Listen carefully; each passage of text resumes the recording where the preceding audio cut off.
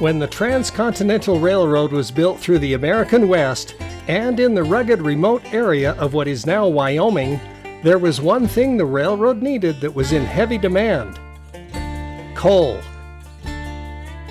We'll show you where a large supply of it was found and how it led to the founding of a new set of towns, next on Ghost Towns and More.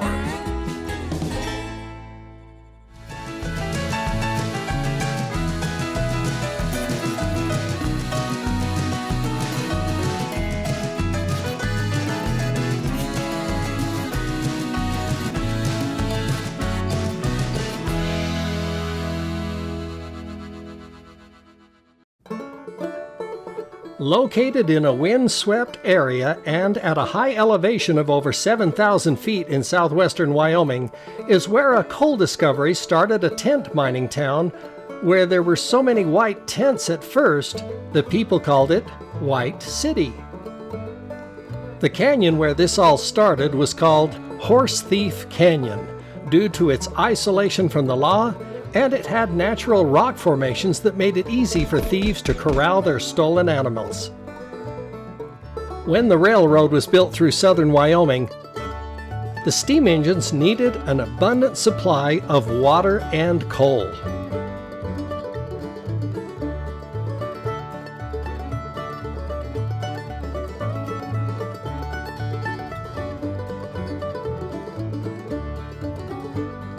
Coal deposits were found in this area in the late 1800s, and in 1903, Morgan Griffith and a team of prospectors inspected the canyon to see if it contained a suitable supply of coal.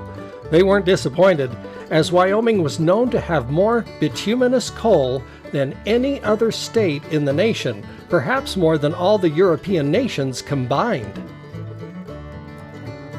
This set off a flurry of activity, with the promise of employment as the Superior Coal Company began establishing mining operations.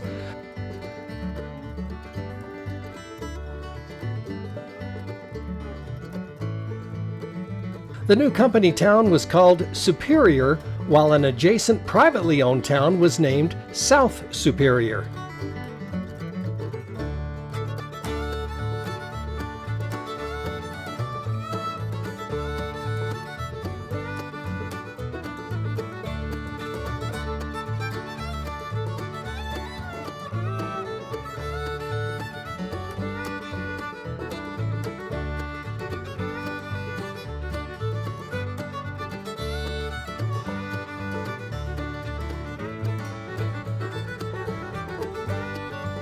Both towns were incorporated a month apart from each other in early 1911. The mining operations brought in workers and their families who were willing to brave the harsh, sub-zero winter temperatures and icy winds. By 1936, there were families living there from as many as 33 different nationalities.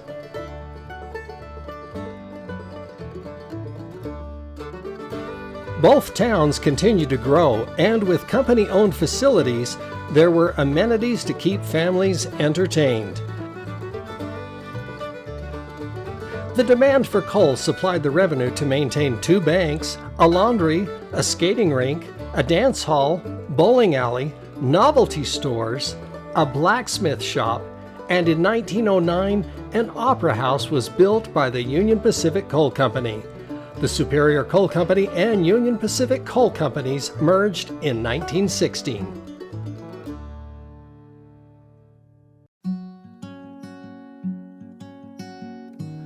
Due to the isolation of the town, families worked together to build the community and everyone looked forward to social events.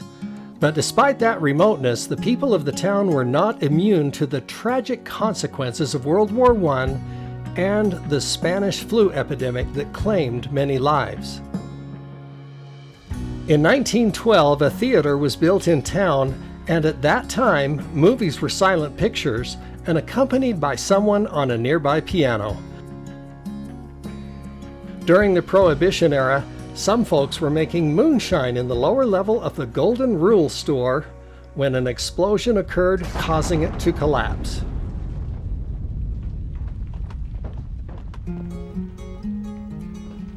One of the most prominent buildings in town was the new Union Building built by the Union mine workers in 1922. The large upstairs level was used for meetings and dances with as many as 300 in attendance every Saturday evening.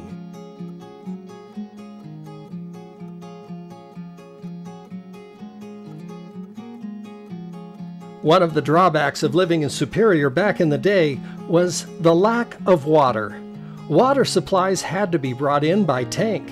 Every family had to maintain their supply in storage barrels. Girls went to the machine shop in town to collect the extra water that came from the steam pipes to wash their hair. There was only one telephone in town, located at a shoe shop. The shop owners would notify anyone in town if there was a message for them. It wouldn't be until 1949 before people had telephones in their homes.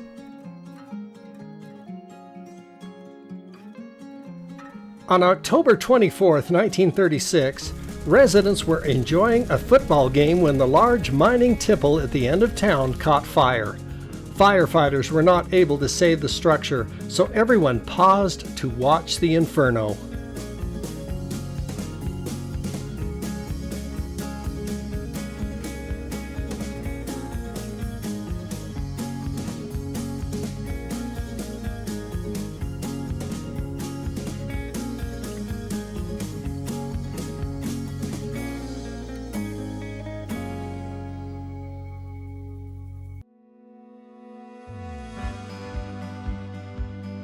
By 1940, the combined population of Superior and South Superior was over 2,100, but by the 1950s, the demand for coal began to drop off with the emergence of newer railroad locomotives that ran on diesel fuel. The population then began to decline. Superior was a town that differed from the rowdy mining boom towns and was more family and community oriented. When the last coal mine closed in 1963, the population really dwindled. By 1984, the twin towns merged to just go by the name of Superior. Today, a small number of people still call Superior home, and there is a recognizable effort to preserve the town's history and legacy.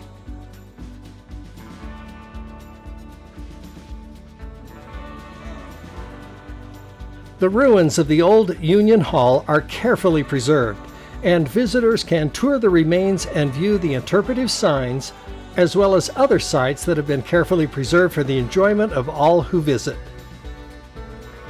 From Interstate 80, Superior lies just 7 miles to the north, and is well worth the time to drive in and see the remnants of this living ghost town and enjoy the history and amenities nearby.